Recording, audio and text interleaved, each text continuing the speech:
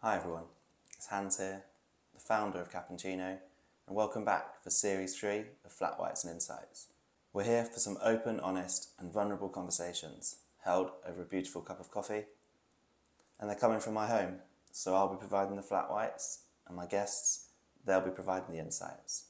So grab a coffee for yourselves, take a moment, and I hope you enjoy this latest conversation. Thank you, take care, and enjoy.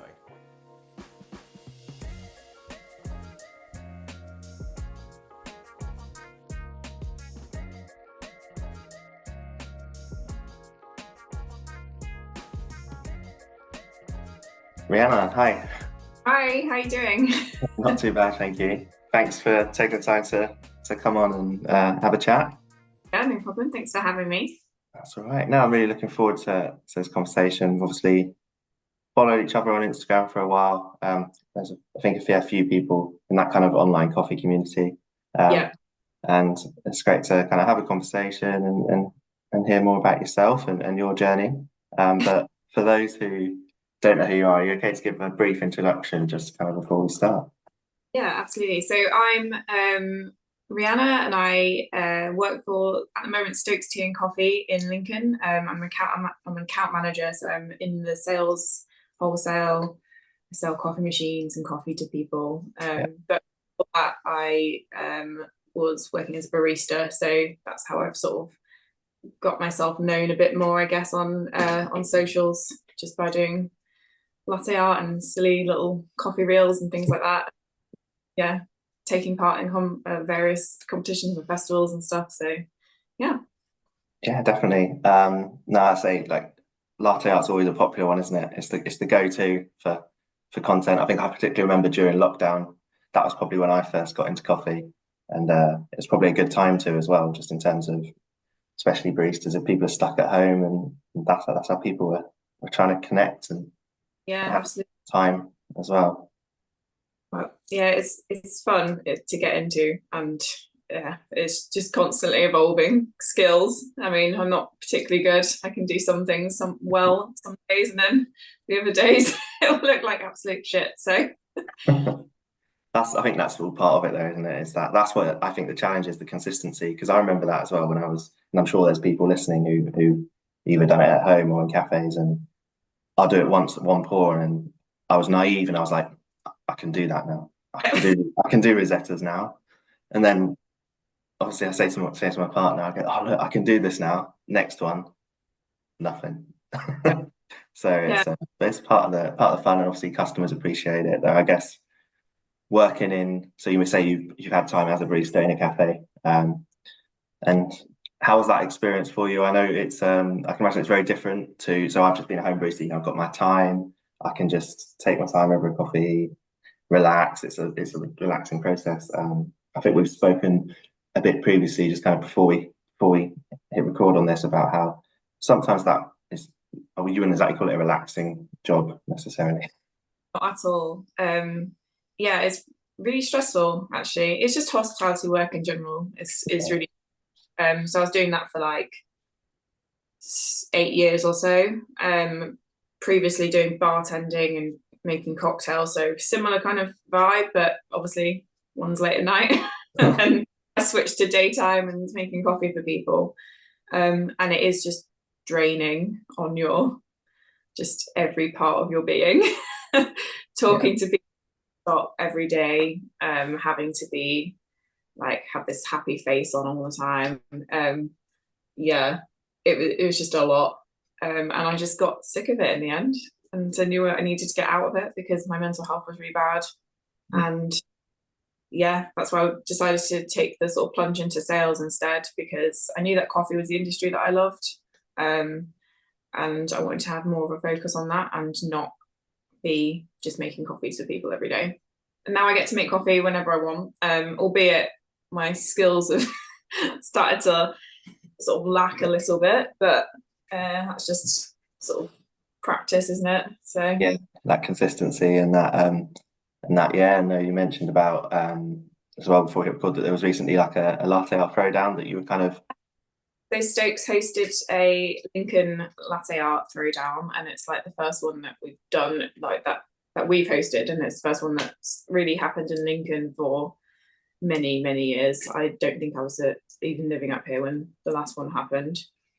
So we hosted that on Thursday night and had 14 entrants, and it was just really nice vibes. It was really nice to sort of make and bring a coffee community for Lincoln, because we're a bit behind with a lot of things. So it's just nice to try and sort of build this sort of community. And nice. It's good. They're good fun, those events. Like, I mean, I've never, like I say, I wouldn't claim to be of any ability with my kind of coffee making. I mean, I just taught it from home, but a couple of experiences. One was London Coffee Festival, where I ended up, they have sometimes the stage and it's like pour against a priest. So I ended up pouring against Heidi from London School of Coffee, which was cool, which was a good experience. But she was kind of, I think she had to stay straight arm or blindfolded or something. Hers was still obviously much better than mine, but that was an experience. And then recently, similar to that kind of community element, like in Dorchester, which is a little village near Didcot in Oxfordshire. Emily, who owns Dark Horse Roastery, Dark Horse Coffee, they put on a little latte art event at a charity festival, and I was on the panel somehow. Not sure how I winged that. I think it's because of my connection with Restore and the charity that we're doing it. But that was then nice as well, and it was about the community and people coming and trying it for the first time, and they're good events, like you say. It's good fun, and then you get to try it, and then you have loads of coffee to drink as well. So coffee and beers, and it's just great. No, it's amazing. So talking about, you mentioned a little bit about Barista and how that kind of was how your mental health kind of impacted that move. Some people listening might be aware of your journey after you tried to take the step into coffee beyond that, which, having heard a little bit about, I can imagine was a tough time. But again, we don't have to name organisations or this, that, and the other. But in terms of, how did that initial journey go for you? So it wasn't good. It took me a long time to try and even get any sort of traction in terms of interviews, or at the end of the day, I was a barista. Well, I was a cafe manager, so I had no experience in sales or anything whatsoever, and I was just waiting for someone to sort of give me the sort of break I needed. I had some really great advice from someone that I applied for a job at a roastery up in Leeds. Got rejected, which is absolutely fair enough, but the feedback I got was amazing and was really helpful. So I just took that on, started trying to sort of put myself out there a bit more, attended coffee events, entered myself into extractive development, the first one at Birmingham last year, which is completely out of my comfort zone. I nearly pulled out because I didn't want to do it. What, that night before or day before, when you're thinking, oh, what have I done? Why have I put my name in? But it was really good anyway. Great experience. Met loads of people from that. Got myself known a little bit more within the community, which is quite hard to do when you're in somewhere like Lincoln, where, like I said, we don't really have a coffee community. And then I started to get sort of more and more traction with my applications. And then I somehow managed to get offered this job for like a regional sales manager for the North for a coffee roastery in London. So I went down there to do a couple of weeks training before I came back up. And before the end of my 2 weeks, I was made redundant along with the rest of the sales team as well, which was a shock to everyone. So after that, I was just didn't have a job for about 3 months or so, which was obviously just really horrible, tough financially, mentally. I'd lucky friends and family that were really helpful. Like my partner was really supportive, again financially and emotionally. And then I had parents and family members to sort of rely upon as well, and to help with that. I guess it's that. Sorry, I'm just thinking the contrast of the going through that, the applications, the feeling like this is your chance, you got it, to 2 weeks later, Yeah. is, yeah, wow, that's probably part of what made it Great. more difficult as well. Having to break the news about my dad and stuff, and he was just so gutted for me. But it ended up working out for the better, really. I think everything sort of happens for a reason. And I know the guys at Victoria Dueno fairly well, and they asked if I wanted to help them out at Nottingham Coffee Festival for the day. He was like, it might be a really good opportunity for you to like meet people and potentially get some job prospects from it. So I went and did that, and he was just perfectly right. I had quite a few people that were like, "Oh, I've seen what's happened. I might have a job, this and that." But ultimately, I bumped into my now sales director, and she was like, "Oh, you should come and chat to me when you get back to Lincoln." We'd previously spoken before, but because I didn't drive at the time, it wouldn't really go anywhere. And this time she decided to sort of take a chance on me, knowing that I was about to pass my test anyway. And then I got offered the job in December, but it didn't start until January. So it was just a bit drawn out.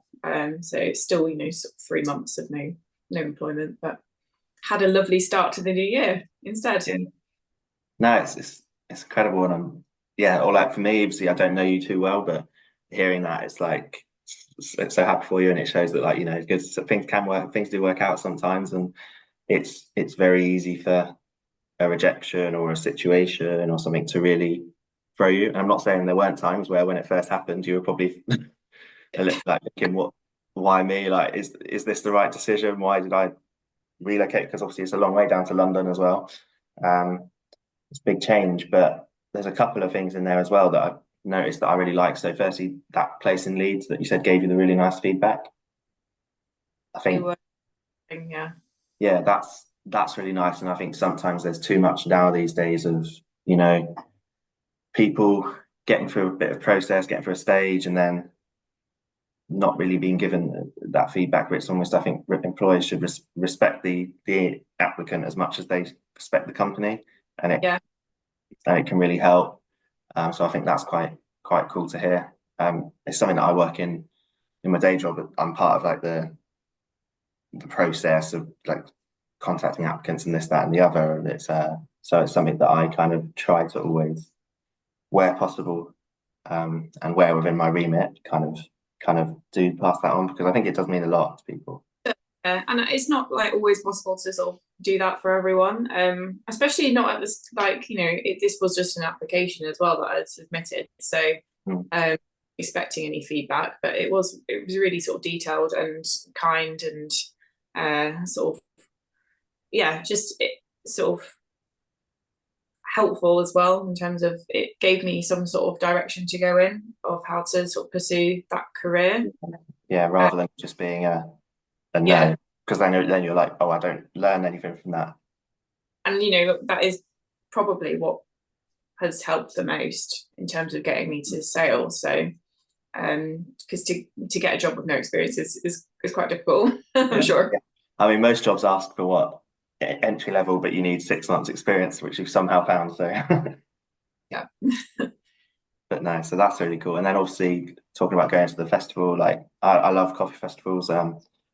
They can be different. I mean, like Bristol, probably one of my favorite ones I've been to is Bristol. Bit smaller, bit less right on top of you than London, which can be overwhelming, unless you almost, now if I go to London, I'm almost like, okay, these are the few people I want to see, or this is what I want to see. First few years went in just blind, and it was just all a bit too much. In the first year, which would have been last year as well, actually.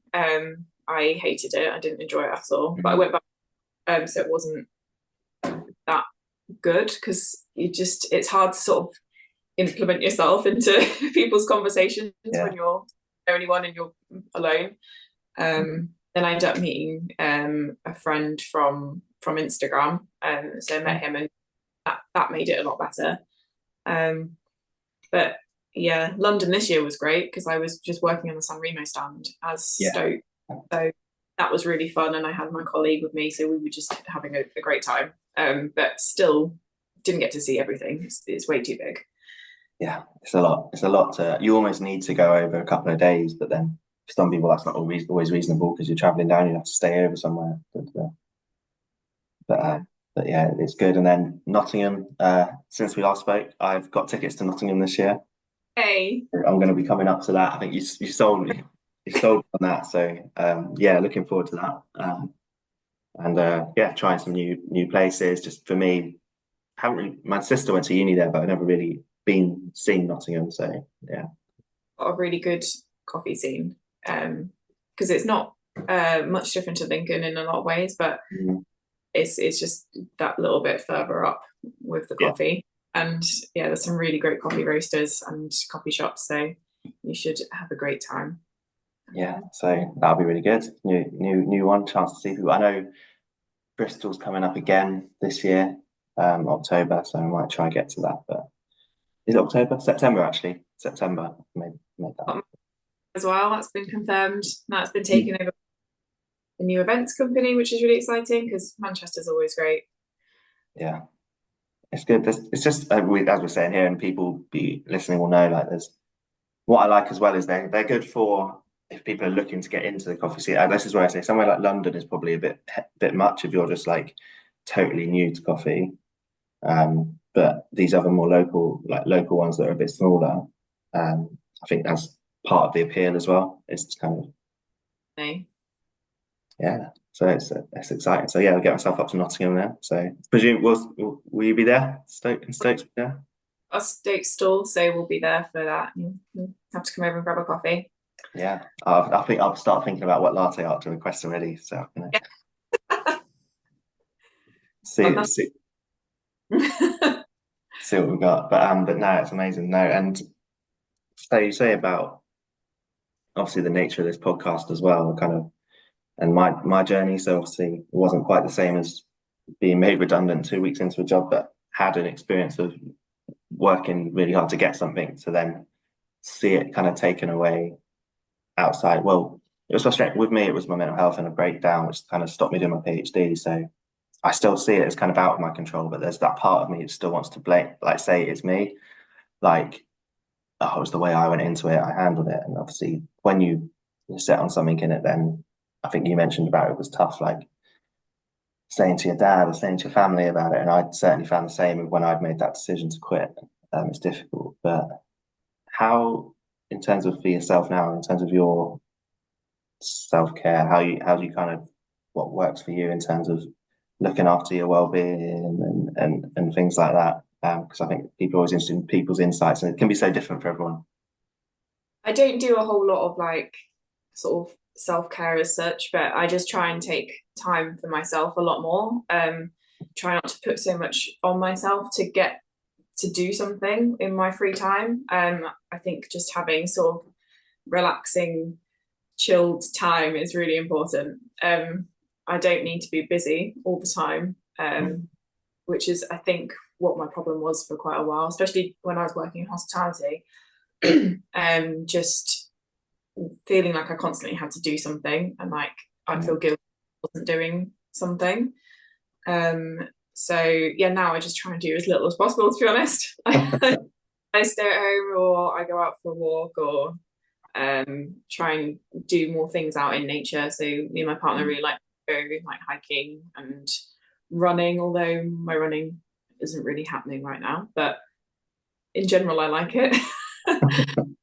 But even there where you're saying, oh, it's not happening right now, but like you're kind of okay with that. It's not like there's a pressure to be like, I've got to be. It's because I know I'll get back into it at some point. It's fine. Where I am right now, I can't be bothered. I think it's the weather, so I don't want to be out in it running. It's fair enough. Yeah, exactly. You don't want to be doing it if it's not enjoyable, if you're not. Yeah. We've just got bikes as well, so I'm trying to go out cycling a bit more. Just doing things that are relaxing and but also I guess active. So I am still doing something, but it doesn't feel like I am. It's just nice. Yeah. Yeah. No, amazing. No, I love that. And yeah, being able to be just being, not doing. I know that's a bit of a cliche and everything, but I think that is something that I struggle with Yeah. certainly do. I would say I'm getting better at it, but I don't know if I really am. Maybe I'm just a little less extreme than I was. I mean, just before we hit record, we were saying about how so like next weekend I'm getting married now as well. Like at that time of recording this, and there's wedding stuff, and then I'm working full time. And like my weekend before getting married, I'm like, oh, let's do a couple of podcasts because I'm actually, this is first of two today, and then I'm like, I'm busy. I'm a busy person. It's hard to get that cycle though.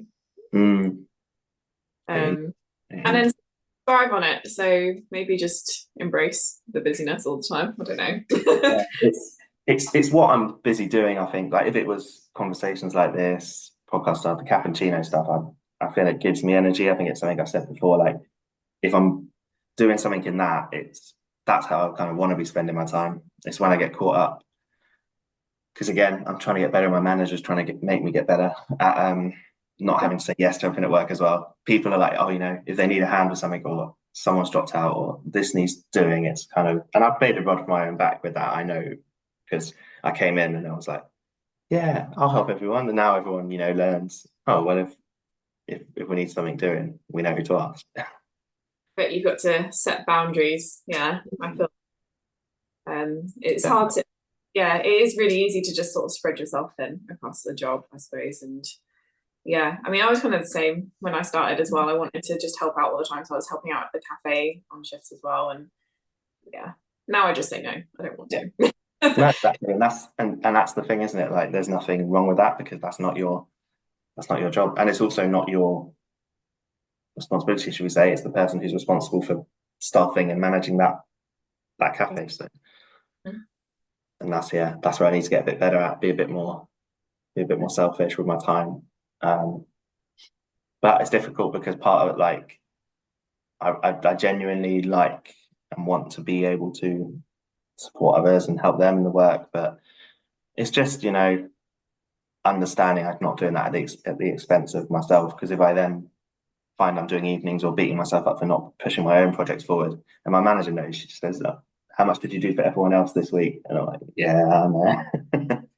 It's nice that you've got a manager that acknowledges that though. So yeah, that's a really good point. I think I've definitely got the best manager or the best fit of manager. I understand people work for different styles, work for different people, but she's definitely the best manager I've had. And it's nice to know that she's aware of it. We've kind of got a very good relationship, and I'm very honest about it. So she won't congratulate me for always going above and beyond doing other things, because that, again, with the way I am and from my childhood, I've always been someone everyone likes to be praised a little bit, that little bit of validation, but she understands. She doesn't want to encourage it. She's trying to squash it. So yeah, that's great. Yeah, it's good. Yeah, I've got a good relationship, and I guess for yourself and your team as well. So you say sales was kind of quite new for you, but how was that? Because I think from the outside looking in, it could be seen as quite a intense, quite a stressful thing in terms of, is there commission, is there targets, is there this? Or we have commission and targets, but within Stokes anyway, it's very laid back. My sales director is just incredible, and she is put any pressure on anybody. So we don't have personal targets. It's all like as a team. So we're a team. And none of them are particularly out of reach. The ones that are more just like, dream world. Like aspirations rather than realistic target, So there's never ever been any pressure for anything, because I know that if I don't hit targets 1 month, the next month we probably will, or will exceed targets. But in general, it's the most chill job I've ever had, but I think that's just coming from hospitality into something like this. You're so used to a different kind of stress that's just always on your mind when you're managing a cafe or something. Can't ever just relax. You're constantly covering for people or trying to sort out one issue from the other. So there's office work where the pressure is just a lot less, and I just find it such a better work environment than I've ever experienced. Love that, and I think that's, like I say, the people is such an important part of that as well. The people you're with, but and it sounds like they've got a good group there, and it sounds obviously like you're enjoying it. And I see obviously what they do on socials sometimes and things. So it just seems like an enjoyable place to work, which is really great. Yeah, everyone's just lovely. It's just the nicest team I've ever seen. So yeah, very no, happy part of it.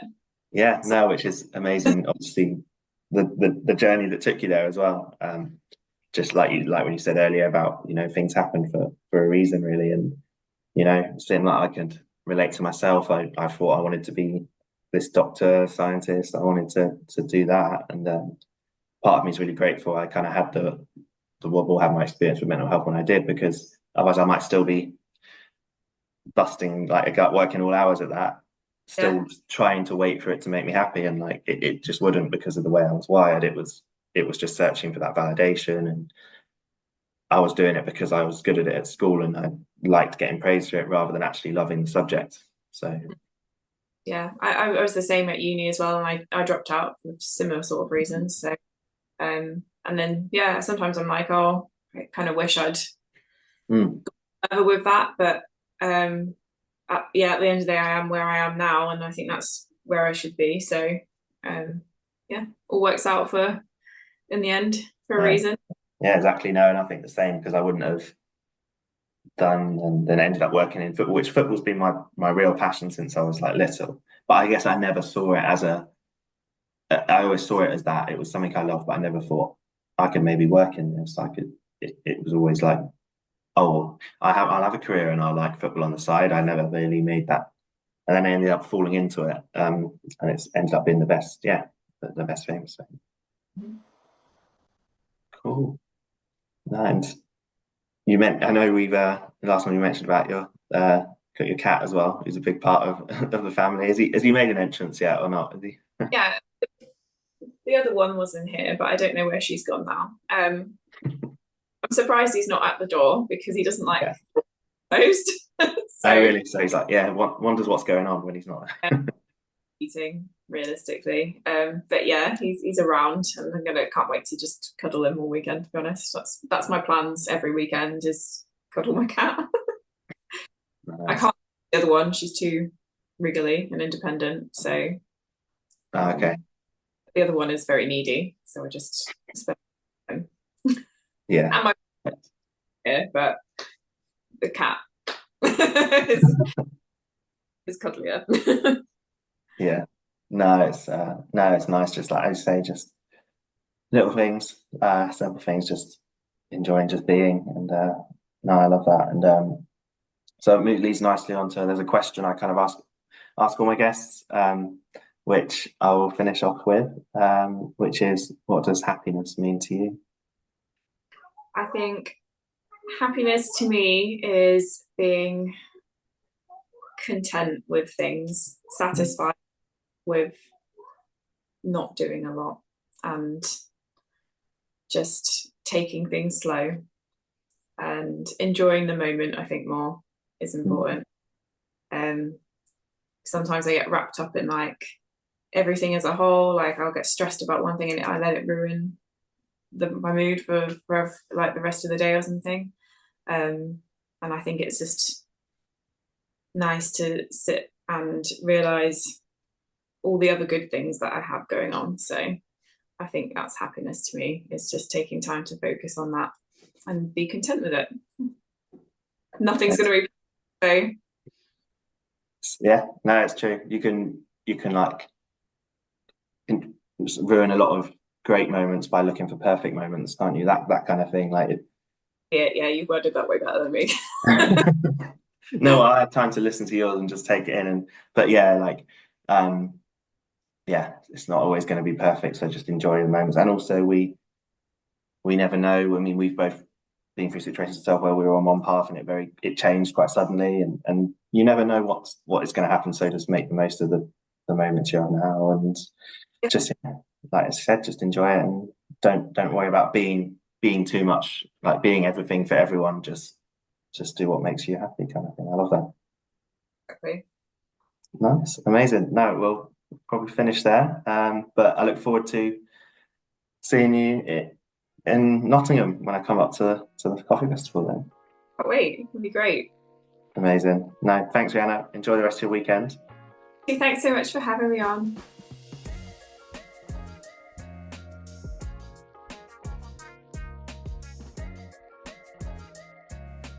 Thank you so much for tuning in to this latest episode of Flat Whites and Insights, and I really hope you gained something from that conversation, because I know I certainly did.